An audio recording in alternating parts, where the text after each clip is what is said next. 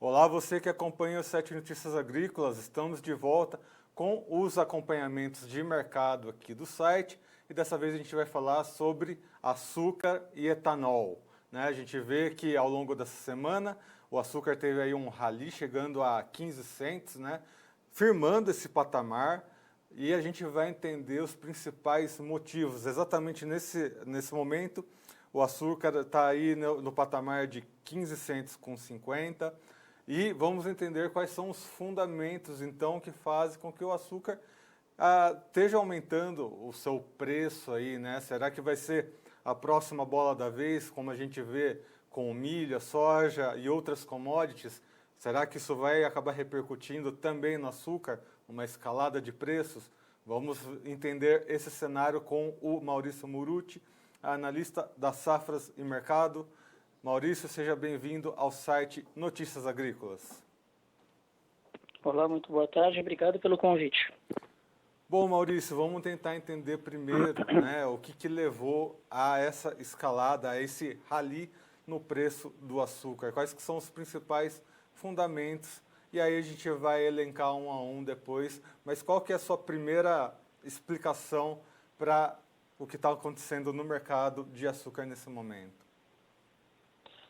Bom, o primeiro ponto é que é necessário separar o primeiro contrato da Bolsa de Nova York, né, o contrato driver, é a posição mais negociada, mais líquida, do restante dos ativos que compõem a curva futura de preços. Tá? Tem que haver uma separação muito clara, porque o primeiro ativo corresponde a um determinado cenário de mercado, de alta, mas todos os demais ativos correspondem a um cenário de baixa. Então, há uma separação muito clara nesse sentido. Tá? Então, temos que dividir a explicação em duas partes. Tá? Brevemente, o primeiro ativo, março 20, que é o que tu está se referindo aí, que tá num rally de alta, né, perguntando se é a bola da vez, um movimento de alta mais amplo. Esse primeiro ativo, março 21, ele tem uma característica muito peculiar. Na verdade, é ele que está separado de todo o resto. Tá? Ele está num gap, ou seja, ele está num intervalo. Tá?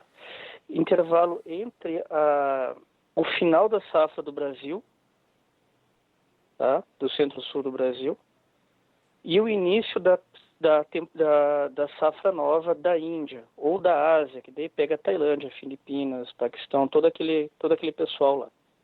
Tá? Então, os calendários produtivos de cada uma dessas duas origens, eu estou pegando Índia, né, Índia e Brasil.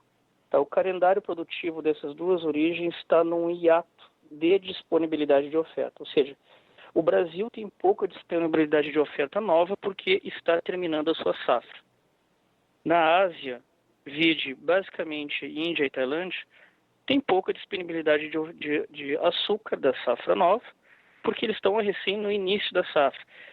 Né? Aí eu vou abrir um parêntese. Embora esse início de safra tenha um volume, né, na primeira quinzena de novembro, 3 vezes maior que o mesmo momento da safra anterior, mas isso aí é outra história. Tá? Então, o que nós temos? Um intervalo produtivo e redução na disponibilidade de oferta entre Brasil, que termina a safra, e Índia, que finaliza a safra, mas finaliza não que inicia a safra, mas um modo ainda pouco incipiente. Certo. Vamos entender, vamos esmiuçar esse cenário internacional, porque as condições climáticas estão, nesse momento, influenciando diretamente, né?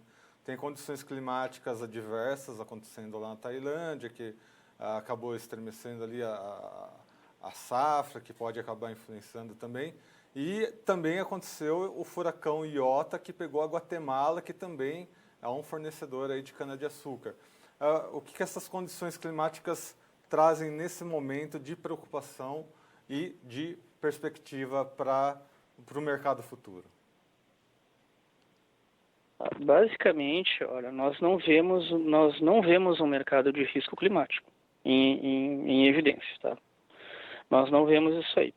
O que acontece na Ásia, tá? Na Ásia não está chovendo muito porque a temporada de monções vai de junho, tá, até mais ou menos agosto ou no máximo setembro, tá? Isso é temporada de monções, acontece todos os anos, são chuvas que acontecem num intervalo muito bem definido de tempo. Nesse ano, essas chuvas vieram acima do esperado não somente assim, do esperado, mas acima da média dos últimos 50 anos, o que proporcionou que os reservatórios de abastecimento de água lá na Ásia fossem amplamente preenchidos, abastecidos, e com isso o término da estação chuvosa não representa um risco de seca de modo algum lá para a Ásia, porque eles já estão bem abastecidos, vindos de uma estação chuvosa que teve volumes acima da média dos últimos 50 anos. Com base nisso é que está havendo essa recuperação produtiva tão grande na Índia, que vai pular de 27 para 35 milhões de toneladas. Tá? O relatório mais recente do USDA, que é de maio desse ano, né, o de novembro sai agora final do mês, fala 32 milhões de toneladas. Né? Só que a Indian Sugar Mills Association já fala em 33, ou seja, se a Indian Sugar Mills Association admite 33, é que o USDA agora no final do mês vai elevar para 35, 36. E essa elevação, isso vindo de 27 milhões de toneladas. Né?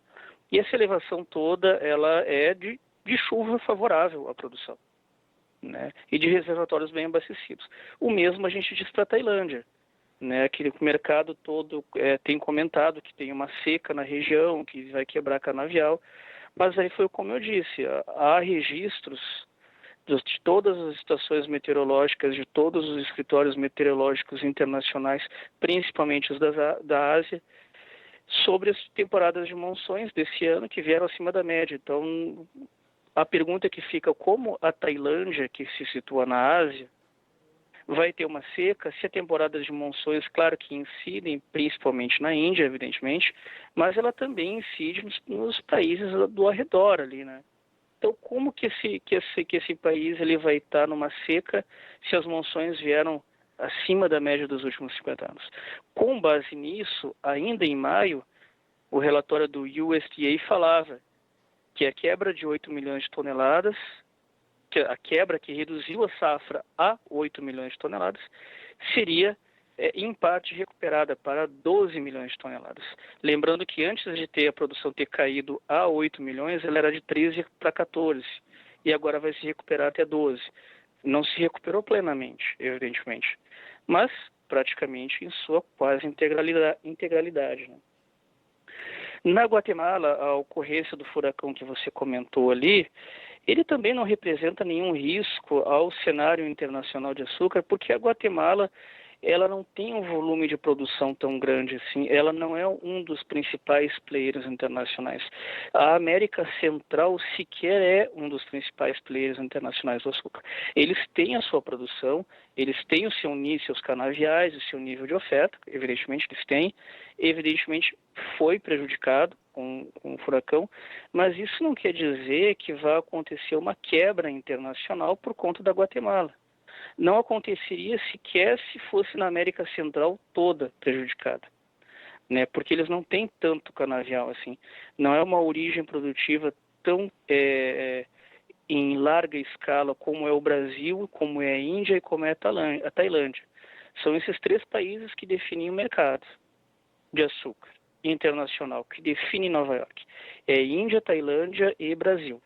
Né? Mexeu com algum desses três, aí realmente o preço, aí a gente forma uma tendência de médio e longo prazo, de alto e de baixo. Mas países que não fazem parte desse trio, eles não conseguem ter força suficiente ou de escassez de oferta ou de sobreoferta para mexer nos preços, né? E aí, para entender de vez esse cenário, como que a gente explica, então, os números que a Organização Internacional do Açúcar trouxeram, né? Eles trouxeram uma revisão das suas projeções de safra para um déficit global. Exato. Como é que se explica, então? É uma visão mais conservadora ou não? Qual que é o fundamento dessa projeção que a OIA trouxe? Olha, teria que ler o relatório ali para ver o que eles estão explicando. Mas esse é um número, é um cenário de mercado de déficit que não condiz com a perspectiva macro que nós temos, tá? O Brasil produzindo bastante, a Índia produzindo bastante. O único ponto de interrogação é a Tailândia, né? Porque o USDA, a Secretaria de Agricultura dos Estados Unidos, fala que a Tailândia vai recuperar de 8 para 12. Né? Aí todo o cenário internacional fala que não. Eles lá dizem que não. Então fica o ponto de interrogação. Da Tailândia dá para deixar essa dúvida, né? Porque tem muito debate, tem muita polêmica ao redor da Tailândia. Até pela questão climática, geograficamente eles não tem como eles terem tido uma seca, mas eles afirmam que tiveram uma seca.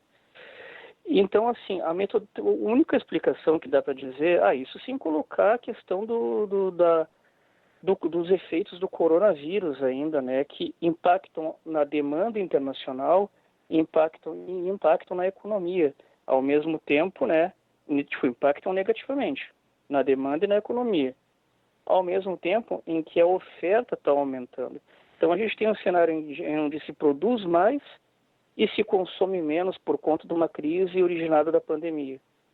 Né? Então, o próprio relatório do USDA, do USDA, de maio, fala em 5 milhões de toneladas de superávit. Né? Não, desculpa, fala em 10 milhões de toneladas de superávit, tá? Para essa safra atual. Vindo de um déficit de 5 milhões da safra anterior. Agora, em novembro, final desse mês, a gente vai ver uma atualização. Claro que, e qual é o argumento deles desse inversão de déficit para superávit? A questão do aumento produtivo em função do clima favorável e a questão da redução na demanda, né, por conta dos efeitos do coronavírus. Isso faz sentido economicamente. Isso faz sentido com a realidade que nós vemos.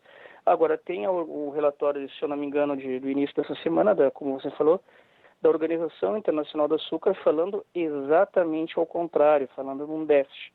Então, o que nós podemos... Bom, de fato, eu não li esse relatório, então eu não posso chegar aqui para você e afirmar muita coisa. Mas o que de fato existe é uma mudança metodológica entre o relatório do USDA, que é o que nós acompanhamos e que é o relatório que a maioria do mercado, dos gestores de fundos internacionais que aplicam parte do capital que é gerenciado em derivativos e ativos de risco, que são os derivativos, usam como base, né, do que o próprio do relatório da OEA. E com base no relatório do USDA, nós fazemos essa leitura de que o cenário realmente é de superávit. Mas aí, como eu disse, a Organização Internacional do Açúcar fala num déficit. Então teria que ver a metodologia desse relatório, né? Metodologia de um relatório para o outro. Né? O USDA é muito claro na sua metodologia. Ele cita lá no próprio relatório até o acompanhamento do ano safra de vários países. Né? Agora, o relatório da Organização Internacional do Açúcar, como eu falei, não acompanhei, sei da indicação de superávit, mas como há dita uma mudança metodológica, isso abre margem para qualquer diferença numérica que possa existir, né? Mas lembrando, a base de referência para o mercado internacional, os grandes bancos, os grandes fundos de investimento, né? O grande volume de capital internacional, a qual uma parcela é alocada para ativos de risco, vide derivativos, os gestores usam como base de aposta, entre aspas, ou base de decisão de entrar, comprado ou sair ou vender em algum mercado, eles usam uma base de argumentação fundamental, tirada da onde? Do relatório do USDA, né, da Secretaria de Agricultura dos Estados Unidos. Então, fica mais assim assertivo acompanhar o mercado pelo relatório que fundamenta todas as decisões internacionais, né? Lembrando que esses fundos e especuladores, eles respondem por 70% do movimento da Bolsa, né? Seja Nova York, seja Londres, não só para o açúcar, mas para as outras commodities também. Então, a gente sabe qual direção o mercado tende a tomar. E uma prova disso aí, de toda essa argumentação que a gente está comentando, é a curva futura dos contratos futuros, dos contratos em Nova York, né? Por um lado, a gente tem em março 21, nesse, entre aspas, rally de alta, que você comentou, que realmente ele está em alta, mas pelo motivo que eu expliquei no início da nossa entrevista. Mas, por outro lado, as demais posições, a segunda, a terceira, a quarta, a quinta, a sexta, até a 10ª, com entregas ao longo de 2021 e de 2022, eles estão em níveis mais baixos. Então, enquanto a primeira posição está lá nos 15, a gente pega a segunda, a terceira está lá nos 13. E se a gente for mais longe, a gente vai para 12 centavos de dólar por libra-peso, com um direcionamento claro a 11. Então, o mercado futuro ele é negativo, pegando os ativos mais longos, 2021 e 2022. Ele só é positivo na primeira posição, pelo déficit, né? Pelo déficit não, pelo hiato entre a oferta do Brasil e a oferta da Ásia. A Ásia começa a sua safra e o Brasil termina. Mas somente isso, né? E aí a gente pega o relatório do USDA. O relatório do USDA aponta, ainda em maio apontava um superávit muito bem explicado, muito bem fundamentado. Superávit de 10 milhões de toneladas, excesso de oferta, curva futura em queda, em baixa, né? Quando a gente tem uma oferta muito grande, o preço cai, economia básica. Agora, a gente pega o relatório mais recente da OIA. O que nós vemos? Um déficit de 10 milhões, seria isso, se não me engano, é esse o número. Então, o que era para acontecer com os preços? Era para os preços subirem, mas a curva futura segue negativa. Então, Nova York já não reflete esse relatório da OIA. A OIA, de um dia para o outro, transformou, entre aspas, né,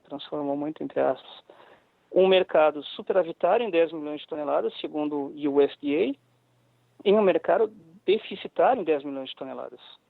Então, houve um shift, uma inversão de 20 milhões de toneladas, de 10 positivo para 10 negativo. O que aconteceu com esse açúcar? Mas e Nova York? Nova York reagiu para as demais posições? Não, só para a primeira. E a primeira teve seus ganhos muito limitados também, né? Esse é o detalhe. Até mesmo quando ela operou em alta, o movimento foi uma alta muito moderada, beirando estabilidade. Fosse isso uma reação proporcional de Nova York, a gente era para ter visto valorizações de 5% a 8% na primeira posição e todas as demais posições com ganhos ainda nessa escala mínima de 5%. E não é o que a gente viu, né? Eu acho que a sua explicação foi bem clara para quem nos assiste, quem acompanha o site, compreender, né? Apesar dos conflitos de informações, né?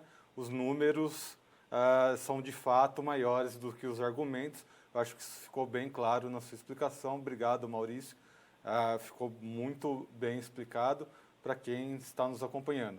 Vamos, então, bater aqui no ponto Brasil, né? Brasil entrando na entre-safra.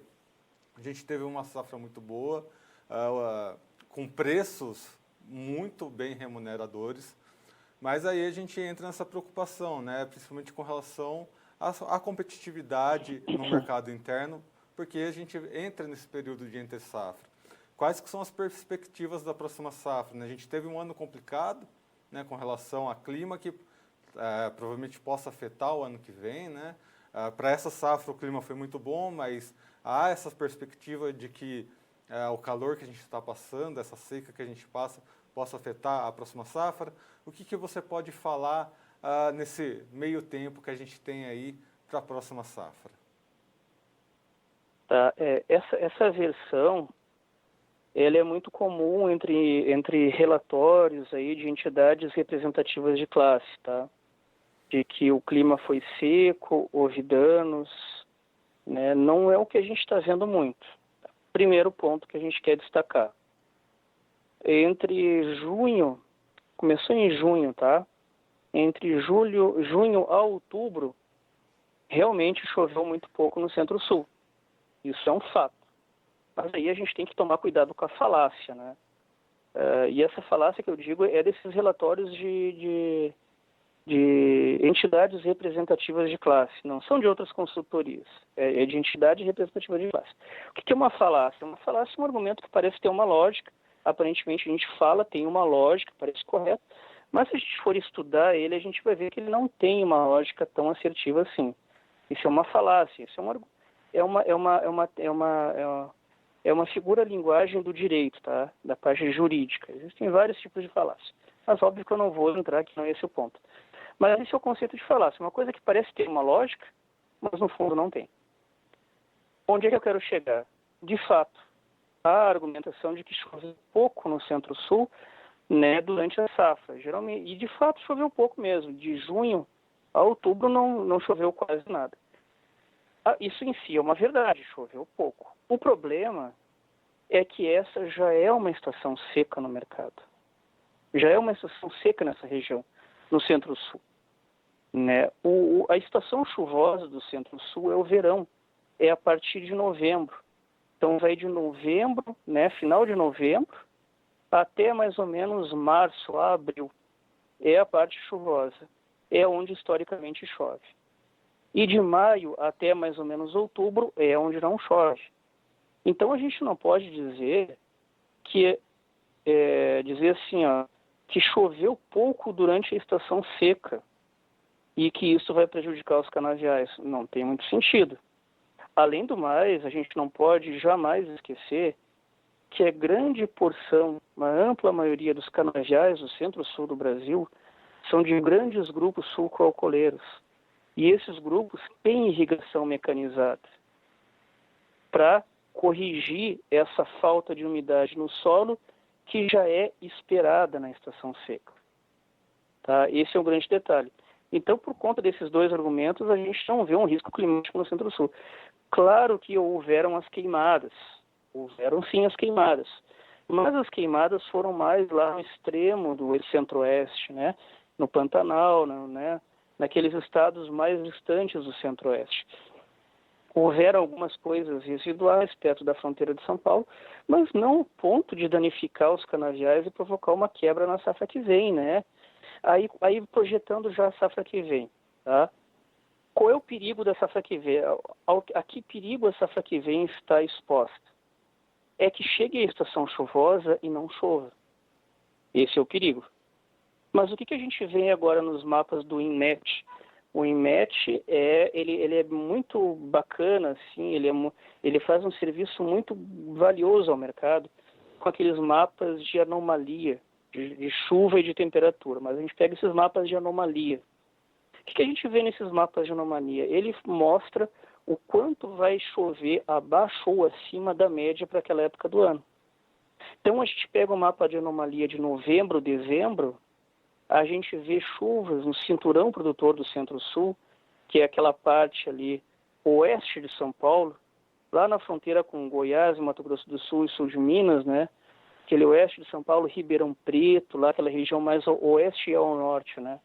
Aquela região está com perspectiva de chuva de novembro para dezembro, 200 milímetros acima da média. Não é que vai chover 200 milímetros em novembro e dezembro, vai chover 200 acima da média. E aí a gente lembra do que eu falei agora há pouco. O verão no Centro-Sul já é uma estação chuvosa. Então ela vai chover acima do que realmente, usualmente, já chove bastante.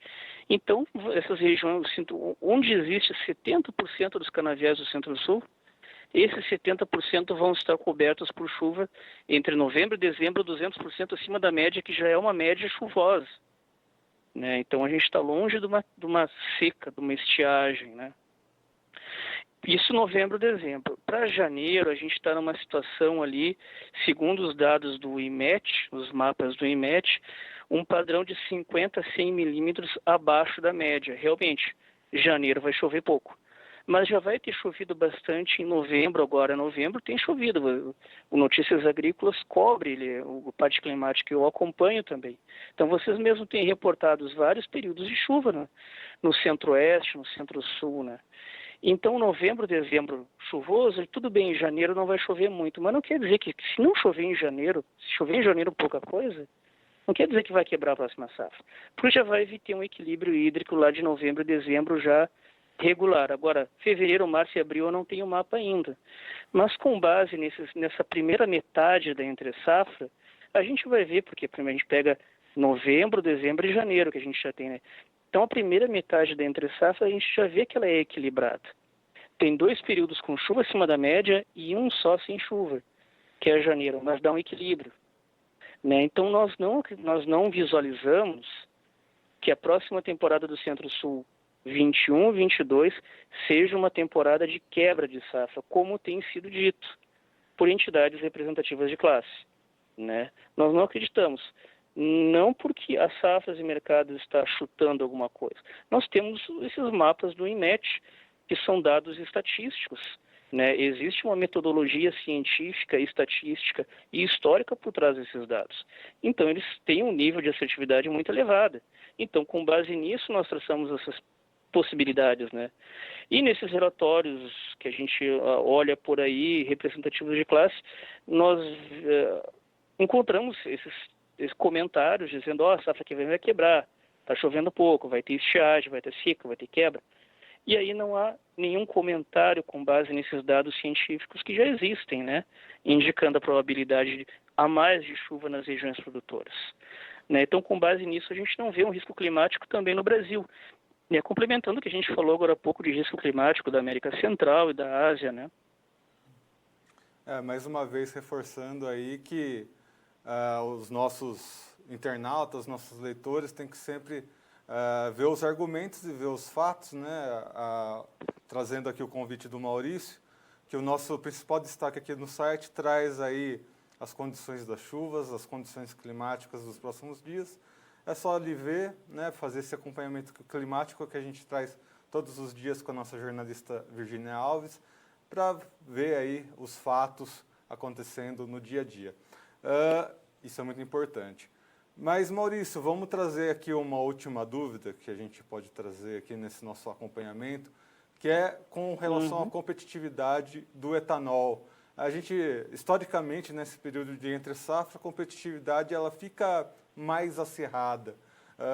Eu já percebi isso aqui nos postos de gasolina aqui da minha cidade, que a competitividade realmente está bem apertada. Qual que é o cenário para os próximos meses aí?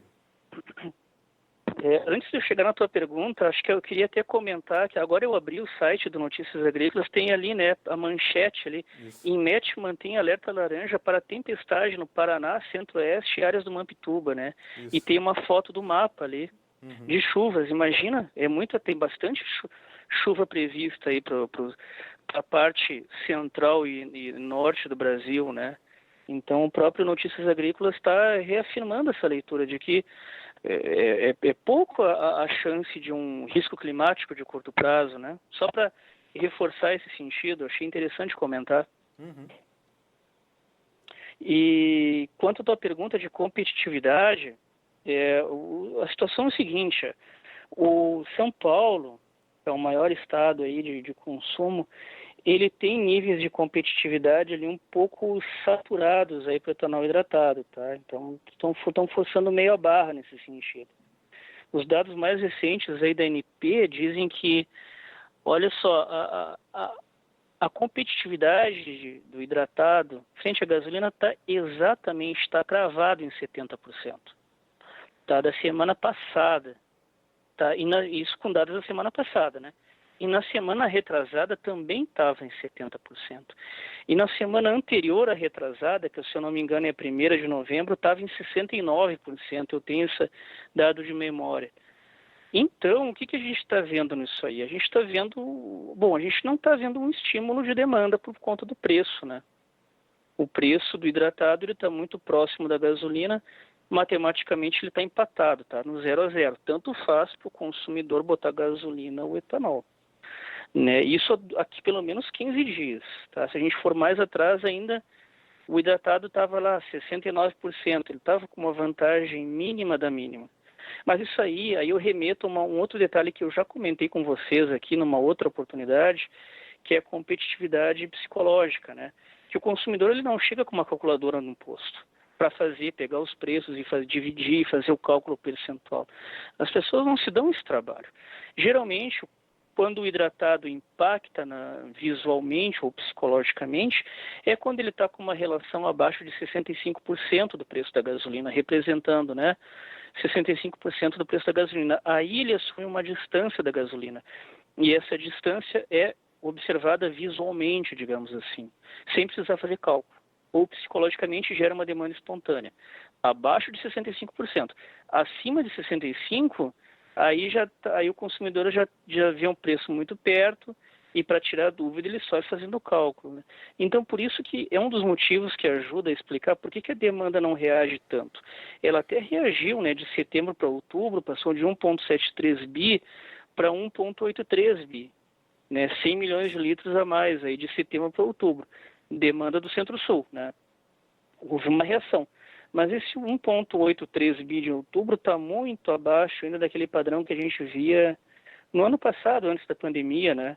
Que era 1,9, 1,93, às vezes ia lá para 2 bilhões de litros, 2,05, que era uma demanda bacana, né? Uma demanda interessante. Então a gente está muito longe disso ainda. Então, quando a gente consegue reagir forte, vai de 1,73 para 1,83, né? Que é abaixo ainda. Aí o que acontece? Chega o preço do etanol, chega na bomba ali empatado com a gasolina. Então, basicamente, não há uma condição muito grande do etanol ganhar a market share da gasolina, ganhar representatividade no ciclo octo, o que ele não tem feito há pelo menos uns 6 meses, né? A gasolina, 6 meses, gradualmente, ainda que marginalmente, vem conquistando espaço no ciclo Otto, crescendo sua participação de demanda. E essa relação de preço em São Paulo que eu peguei como exemplo, né, de 70%, só reforça esse cenário. Mato Grosso também está com 68,9% de relação nos dados da semana passada. É praticamente 69%, né? 68,9%. O que acontece? É a mesma coisa. O consumidor chega na bomba, vê o preço do hidratado da gasolina colado um no outro. Ele vai para a gasolina, ele sabe que rende mais a gasolina. A situação começa só a melhorar em Goiás e Minas Gerais, né? Goiás com 67%, 67,1%, dá para dizer que é 67%. Mas ainda assim está acima de 65%, né? Está naquele padrão lá. Mas não está numa situação tão crítica que nem Mato Grosso e São Paulo, 69, 70%. E em Minas Gerais com 66%, 66,1%. Também está numa situação mais confortável, no limite daquele 65%. Então, realmente, onde deve ter demanda melhor de etanol hidratado no consumidor na bomba é Goiás e Minas Gerais. Mato Grosso, São Paulo, não, pelos dados que eles têm mostrado aqui, não tem indicação de alta de demanda, não. E é exatamente por isso que os preços não sobem. Estão há mais ou menos 15, 20 dias naquele limite de 2,50 em Ribeirão Preto e não sobe daquilo ali. Minas Gerais 2,48, Paraná 2,48 hidratado, né? E não consegue subir disso aí. Usina pedindo 2,53 e não vende, né? É por conta desses detalhes aqui que a gente tem comentado, né? Muito bem. E um último detalhe para a gente trazer aqui, né? Sempre agora que entrou no leque das usinas, que é o CBIOS. A gente viu uma polêmica recente com relação às metas aí do RenovaBio, mas aparentemente até o momento não estremeceu esse mercado, né? O mercado continua indo adiante, apesar dessas estremecidas, principalmente políticas aí, podemos dizer, né, Maurício? Isso é relativo ao curto prazo, né? Porque se a gente olhar esse mercado no médio ou longo prazo, ele é um mercado extremamente promissor. Ele é mais promissor, eu não diria nem para as usinas, é claro que é para elas, né? Mas eu diria para o complexo carnes, que é um grande emissor de gases de efeito estufa, e eles poderiam, aqui no Brasil, neutralizar essas emissões comprando créditos de CBIOS e se tornando ainda mais compatíveis com mercados de alto valor agregado, que é o mercado europeu, no mercado norte-americano, né?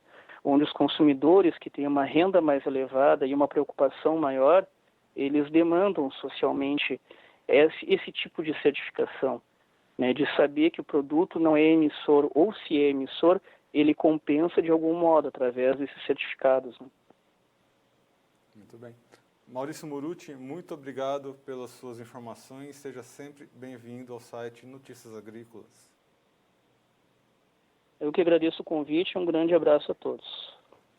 E você que nos acompanha aqui no site Notícias Agrícolas, continue conosco, porque logo mais continuamos trazendo mais informações de mercado, né? Logo mais tem o fechamento de mercado da soja, trazendo aí o fechamento desse dia, né? Mais um dia de altas para a soja. Vamos entender, né, o que traz essas altas constantes para as commodities. Lógico que você que nos acompanha já sabe o que está acontecendo no mercado, mas é sempre bom reforçar, trazer informações precisas para você entender, para você se posicionar e ser sempre o produtor rural mais bem informado do Brasil. Lembrando que estamos em todas as redes sociais, então nos acompanhem nas redes sociais, curtam as nossas páginas no Instagram, no LinkedIn, no Facebook, para estar sempre bem informado também nas nossas redes, conectados aqui com o site Notícias Agrícolas. E você que está assistindo aqui pelo YouTube, lembre-se também de se inscrever no canal e ativar o sininho, que sempre que entrar um vídeo novo ao vivo, um vídeo novo no ar, dentro do nosso canal, você recebe um alerta aí no seu e-mail, no seu celular, no seu computador, para não perder as informações acontecendo no momento certo, no momento ao vivo, e manter bem informado na hora exata e não ficar para trás. Muito bem, amigos, eu sou Erickson Cunha, aqui para o site Notícias Agrícolas. Vou ficando por aqui. Até mais. Um abraço.